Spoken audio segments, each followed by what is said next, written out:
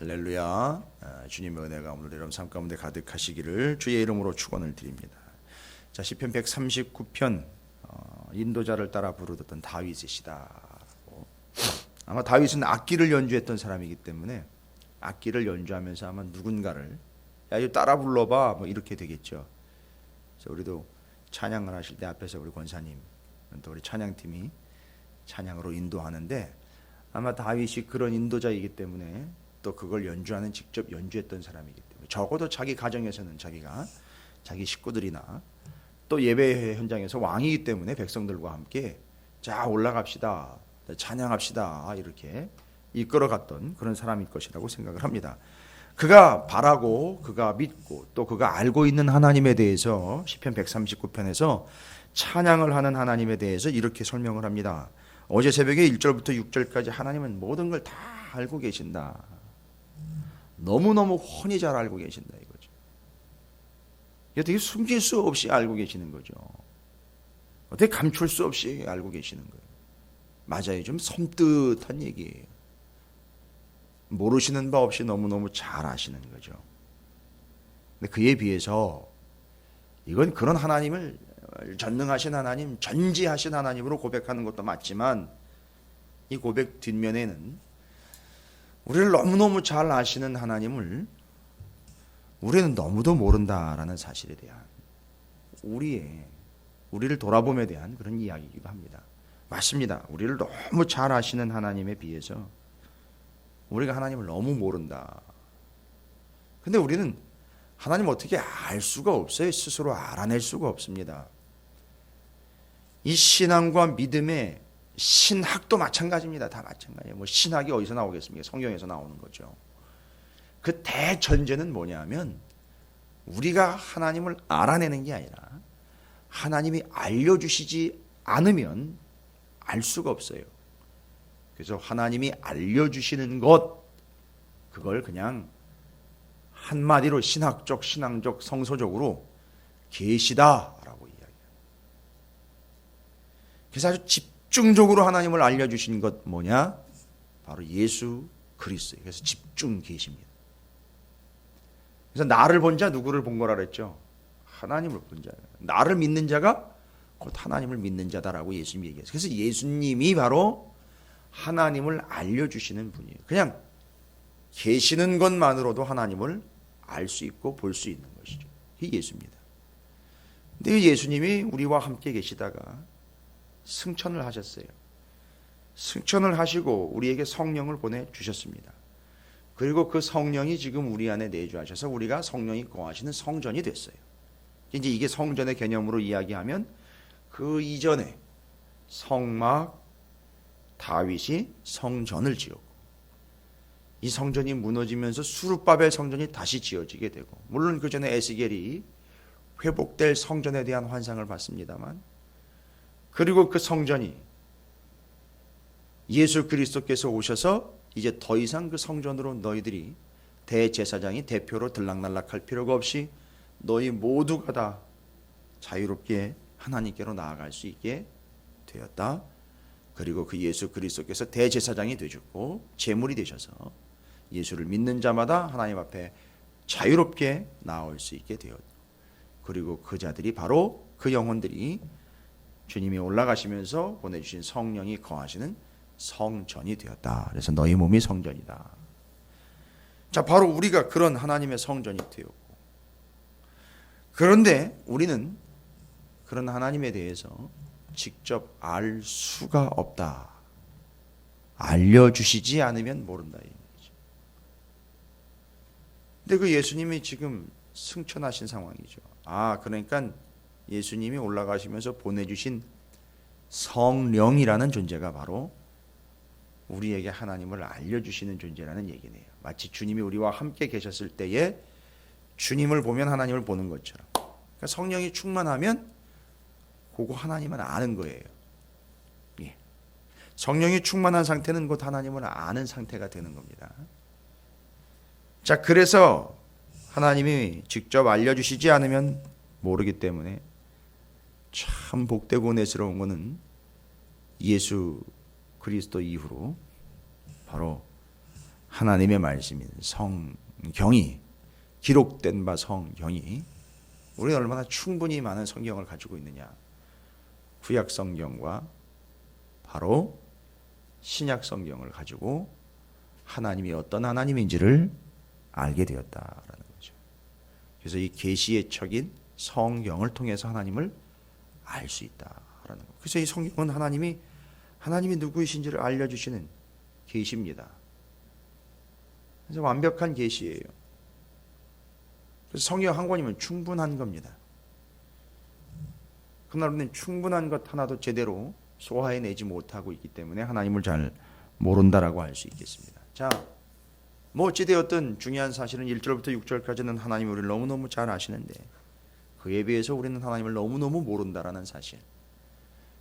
그래서 불평하거나 원망하거나 그냥 자책하지 마시고 기록된 성경, 바로 계시의 책인 성경을 통해서 하나님을 더 깊이 알아가시면 됩니다. 이미 명절 연휴 때 마음이 분주하시고 또 여러 가지로 복잡하시겠지만 그래도 그나마 좀 평일보다는 여유가 있을 때 좀 성경을 좀 붙잡고 성경을 좀 읽어내며 하나님이 어떤 분인지를 좀 알아가는 그런 연휴가 됐으면 좋겠습니다.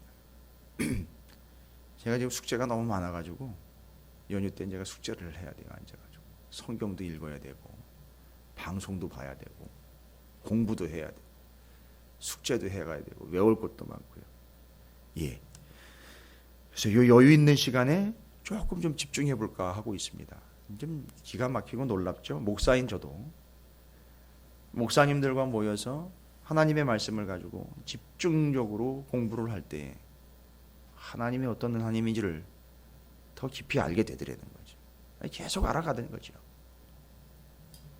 자, 그렇다면 이 하나님은요, 우리의 하나님은 우리를 왜 그렇게 잘 아시는 걸까요? 하나님은 그거에 대한 이야기가 바로 오늘 말씀입니다. 하나님은 왜 우리를 이렇게 너무너무 잘 아시는 걸까?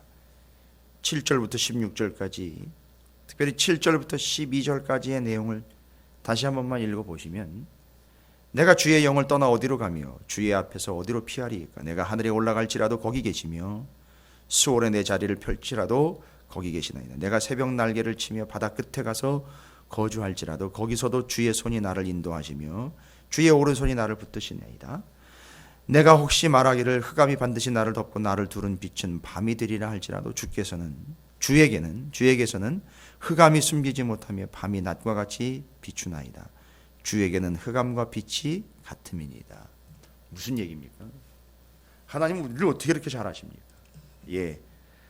7절부터 12절까지의 내용은 하나님은 이 세상 어디나 언제든지 거기 계시기 때문에 모르실 리가 없는 거예요. 이거는 시간과 공간을 같이 봐야죠. 언제 어디서나 거기 계시기 때문에 다 아시는 거예요.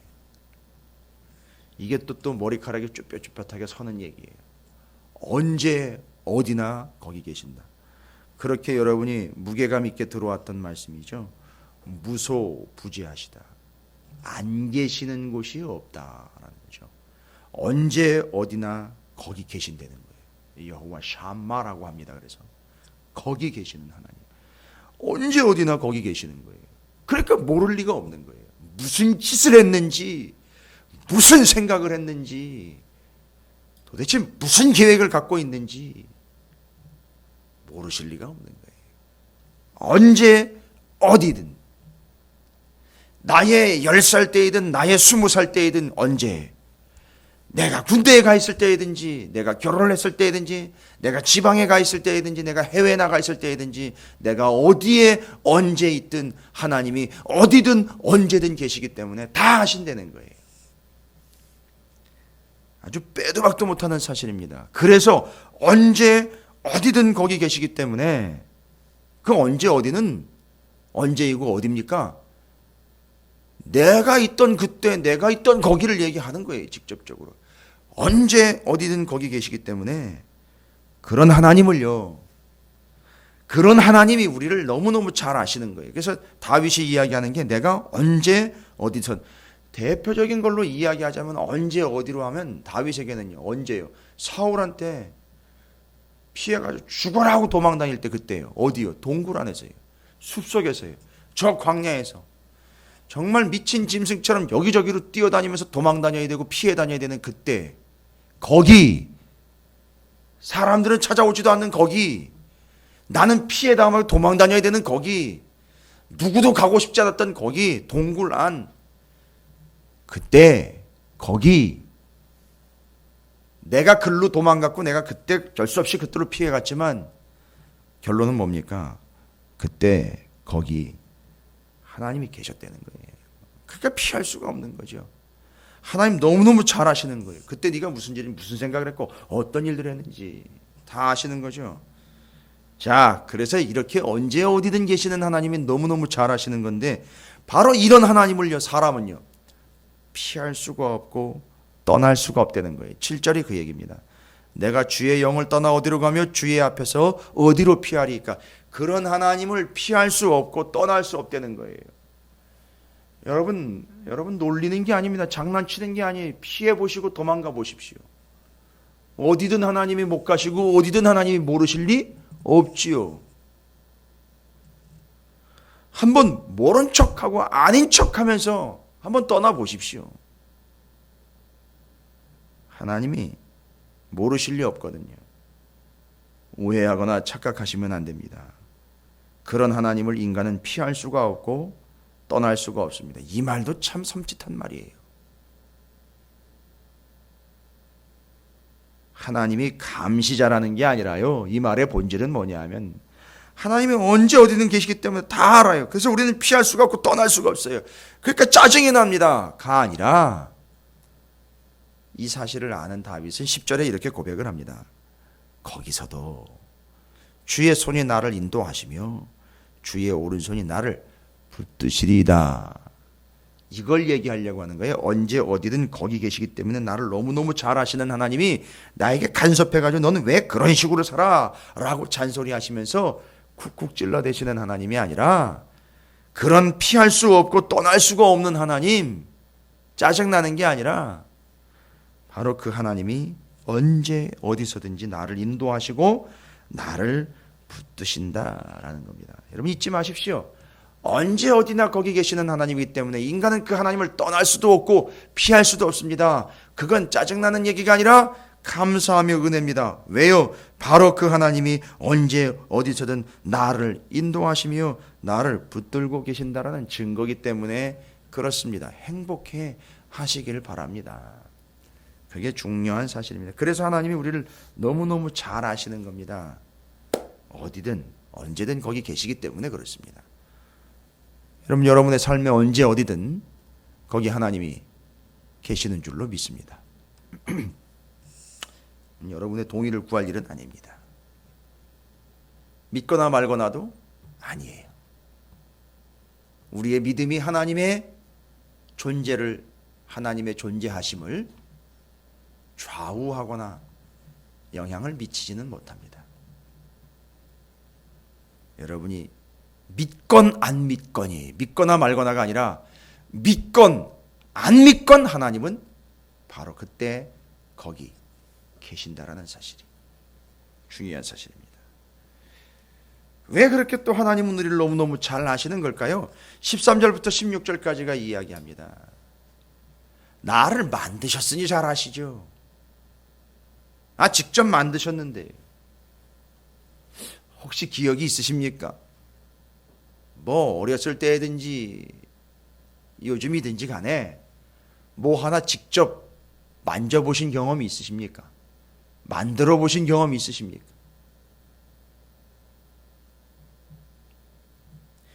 저는 이렇게 설교를 타이핑을 하지 않고 직접 씁니다.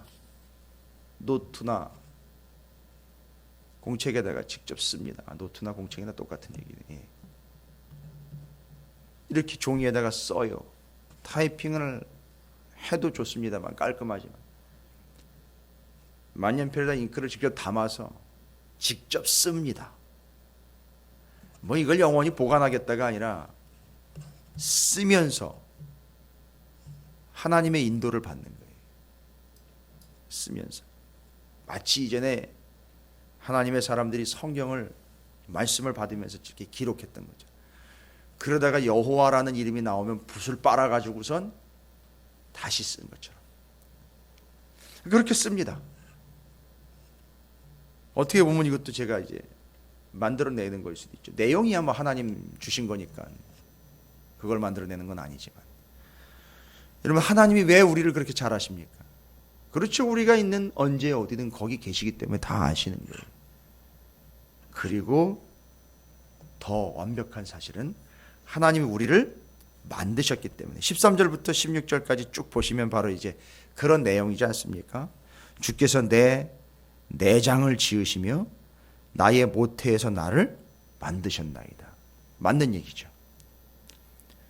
내가 주께 감사하오면 나를 지으심이 심히 기묘하심이라. 주께서 하시는 일이 기이함을 내 영혼이 잘 아나이다. 내가 나를 봐도 참 하나님이 대단한 하나님이신 것을 알 수 있어요. 내가 은밀한 데서 지음을 받고 땅의 깊은 곳에서 기이하게 지음을 받은 때에 나의 형체가 주의 앞에 보십시오. 숨겨지지 못하였나이다. 하나님이 직접 만드셨기 때문에 숨길 수가 없어요. 그렇죠? 하나님이 우리가 살고 있는 거 거기에 땅끝이 되든 어디에 어둠 속으로 도망가든 피해가든 어디 그 죽음으로 떨어져 가지고 도망가는 것처럼 죽음으로 가면 도망가는 것처럼 갈 수 있다. 아니요. 다 거기 계시기 때문에 아시는 거고 직접 나를 만드셨기 때문에 너무너무 잘 아시는 거예요. 숨길 수가 없는 거지요. 그런데 숨길 수 없다라는 게 짜증나는 사실이 아니라 너무너무 감사한 것은 인도하심과 붙드심의 근거가 되기 때문에 그렇습니다. 나를 만드셨어요. 그러니까 오죽 잘 아시겠습니까? 너무너무 잘 아시는 거예요. 그러니까 하나님한테 갖다 내어드리면은요, 하나님 제가 지금 이렇습니다라고 하나님 앞에 내어드리면 하나님 나를 만드셨기 때문에 네가 지금 어디가 문제로구나, 네가 지금 어디가 고장이 났구나, 뭐 이런 거 다 아실 거 아니겠습니까? 그러니까 어디 다른 데 가서 내어 비추지 마시고요, 하나님 앞에, 나를 만드신 하나님 앞에 쭉 나를 좀 스캔을 해 주십시오. 하나님 만드신 존재 아닙니까? 내가 뭐가 문제인지 하나님 쭉 살펴보시고 나를 살려주시고 나를 도와주십시오. 이거 되는 거 아니겠습니까?